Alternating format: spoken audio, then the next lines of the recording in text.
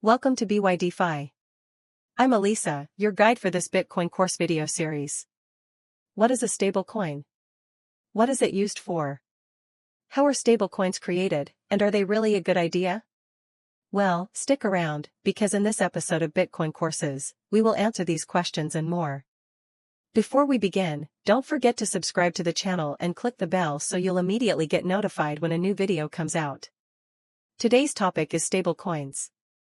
Let's get started.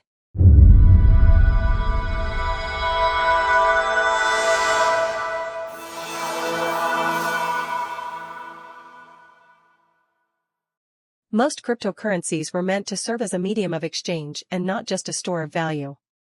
The problem is that, due to their relatively small market cap, even popular cryptocurrencies like Bitcoin tend to experience wide fluctuations in price. Usually, the smaller the market cap an asset has, the more volatile its price will be. Imagine throwing a rock into a small pond. Now, take the same rock and throw it into the ocean. The rock will have much more of an effect on the pond than on the ocean. In the same manner, the cryptocurrency market cap is a small pond for now and is more affected by everyday buying and selling orders than, say, for example, the US dollar. This creates a major issue since you can't enjoy the benefits of cryptocurrencies, which include the decentralization of money and a free-for-all payment system, without the value volatility that accompanies it.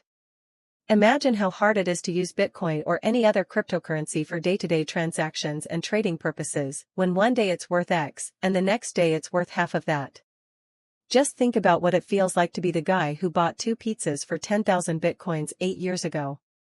That's exactly where stablecoins come in. Simply put, stablecoins are an attempt to create a cryptocurrency that isn't volatile. A stablecoin's value is pegged to a real-world currency, also known as fiat currency. For example, the stablecoin known as Tether, or USDT, is worth $1 and is expected to maintain this peg no matter what. Stablecoins allow for the convenience of cryptocurrency, which means fast settlement and fewer regulatory hurdles, along with the stability of fiat currencies. Like most coins, the most obvious use case would be to use them as a medium of exchange for day-to-day purchases. But since these coins aren't very popular at the moment, no one accepts them as a payment method. So the main usage of stablecoins today is actually on cryptocurrency exchanges. Using stablecoins, traders can trade volatile cryptocurrencies for stable cryptocurrencies when they want to lower their risk. For example, if I'm invested in Bitcoin and I don't want to risk the price of Bitcoin falling against the US dollar, I can just exchange my Bitcoins for USDT and retain my dollar value. Once I want to get back into the game and hold Bitcoins, I can just exchange my USDT back to BTC.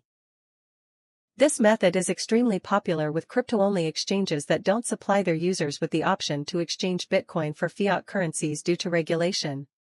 Another great advantage of stablecoins is that you can move funds between exchanges relatively quickly, since crypto transactions are faster and cheaper than fiat transactions.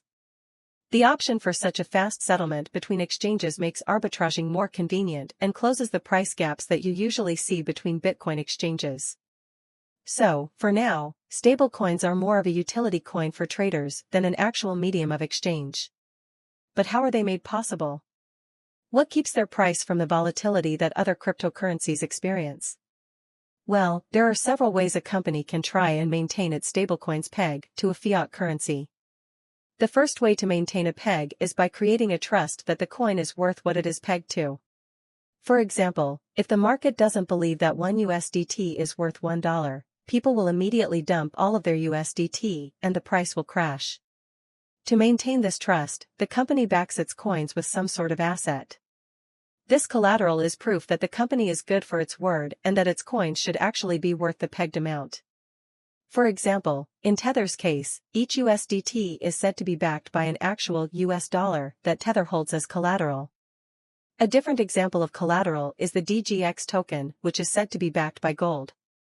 Another version of a collateralized stablecoin is one that is backed by one or more cryptocurrencies.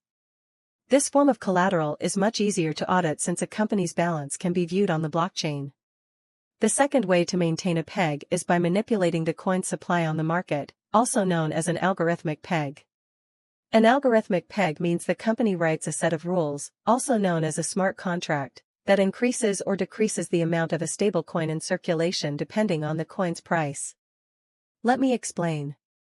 Imagine we have a stablecoin that is pegged to the US dollar through an algorithmic peg. Assuming a lot of people were to start buying the coin, its price would rise, and the peg would be broken. To prevent this from happening, new coins are issued. This increase in supply alleviates the price pressure created by the demand and maintains the coin's value. If, on the other hand, many people start selling the coin, coins are removed from the overall supply in order to hold the price peg to $1. To be clear, algorithmically pegged stablecoins don't hold any assets as collateral. The smart contract that manages the coin acts as a central bank. It tries to manipulate the price back to the peg by changing the money supply. There are pros and cons for each pegging method. Fiat-collateralized pegs transmit the highest degree of certainty to stablecoin holders that the coin is indeed worth the asset it is backed by. However, fiat-collateralized pegs have some major cons.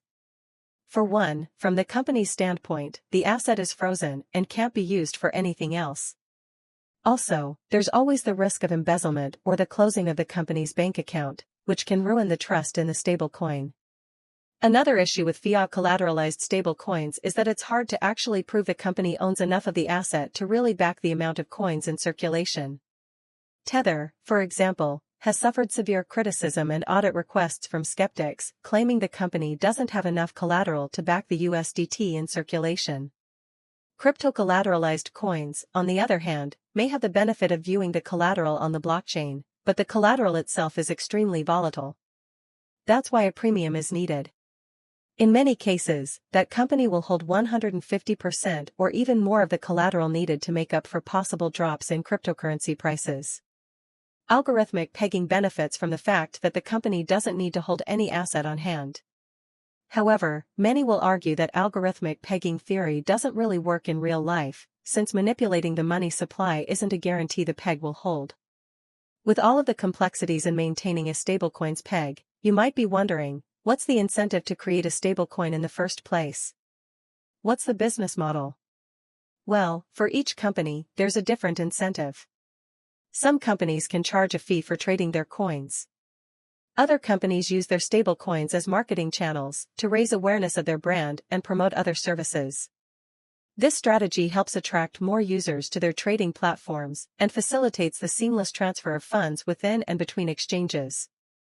Let's take a moment to go over some examples of the more popular stablecoins in use today. USDT, or USD Tether, which I've already mentioned, is a fiat-collateralized stablecoin that is pegged to the US dollar. The coin was created by the company Tether and has remained relatively stable since its introduction in 2015. TUSD, not to be confused with USDT, stands for TrueUSD and is a relatively new fiat-collateralized stablecoin that attempts to address the criticism directed at Tether. Collateral US dollars are held in the bank accounts of multiple trust companies. These bank accounts are published every day and are subject to monthly audits. GUSD, also known as Gemini USD, is a fiat-collateralized stablecoin issued by the popular crypto exchange Gemini, which was established by the Winklevoss brothers.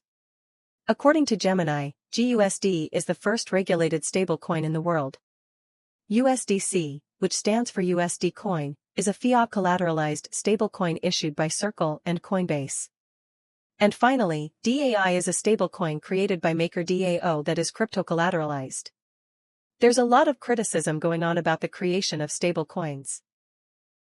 The most common one is related to the inability to actually maintain the peg in the long run. This could be due to any one of the reasons I've mentioned before. On top of that, a quick look at history tells us that all pegged currencies are doomed to fail due to the cost of maintaining them, especially when that peg comes under attack. In conclusion, stablecoins aim to solve one of cryptocurrency's biggest problems, price volatility. By pegging their value to a stable asset, they combine the flexibility of digital currencies with the dependability of traditional finance. However, each type, fiat-backed, crypto-backed, and algorithmic, has unique risks and benefits. As the cryptocurrency market continues to grow, stablecoins are likely to evolve, helping bridge the gap between traditional financial systems and decentralized finance. If you have questions, feel free to leave them in the comments below. If you enjoy the content, please hit the like button and subscribe for updates on new episodes. Thank you for joining me on the Bitcoin courses of BYDFi. I'm Elisa, and I will see you soon.